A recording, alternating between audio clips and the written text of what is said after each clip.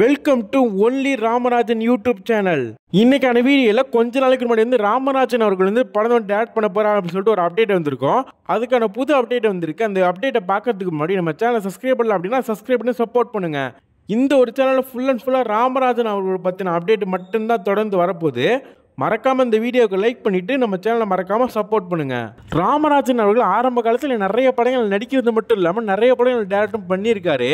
அது சில படங்கள் வந்துட்டு வெற்றி அடைஞ்சிருக்கு, சில படங்கள் தோல்வி அடைஞ்சிருக்கு. அந்த ஒரு லிஸ்ட் அடுத்த வீடியோவில் போடலான்னு இருக்கோம். போடலாமா வேணாமான்னு சொல்லிட்டு கமெண்ட் பாக்ஸ்ல இருந்து கமெண்ட் பண்ணுங்க. ஆரம்ப காலத்தில் நடிக்கிறது மட்டும் இல்லாமல் டேரக்ட் நிறைய படங்கள் பண்ணியிருக்காரு. கட்சி வேலைனால கொஞ்ச நாள் சினிமா விட்டு தள்ளி இருந்தாரு. இப்போ சாமானியன் படம் மூலமா ரீஎன்ட்ரி கொடுத்துருக்காரு தமிழ் சினிமாவில். ராமராஜன் அவர்களுக்கு புதுசாக படம் டைரக்ட் பண்ணுறது அப்டேட் கிடச்சிருந்துச்சு. அந்த ஒரு ஸ்கிரிப்ட் வந்து விஜய் சேதுபதிக்காகவே எழுதியிருக்காருன்னு சொல்லிட்டு அப்டேட் கிடச்சிருந்துச்சு. இந்த ஒரு கதையை சொல்கிற நேரத்தில் வந்து லாக்டவுன் போட்டிருந்தாங்க. அந்த ஒரு நேரத்தில் எந்த ஒரு படங்களும் எடுக்க முடியல. இவர் விஜய் சேதுபதி கிட்ட கதை சொல்கிற நேரத்தில் வந்துட்டு விஜய் சேதுபதி ஸ்பீக்கில் இருந்தார். அந்த ஒரு நேரத்தில் நிறைய படங்களை நடிச்சுக்கிட்டு இருந்தார். அதனால ராமராஜன் அவர்களுக்கு கால் ஷீட்டு கொடுக்க முடியல. இந்த ஒரு ஸ்கிரிப்ட் வந்துட்டு விஜய் சேதுபதிக்கே போகுமா இல்லை எந்த ஆக்டருக்கு போகும் அப்படின்னு சொல்லிட்டு வெயிட் பண்ணி தான் பார்க்கணும்.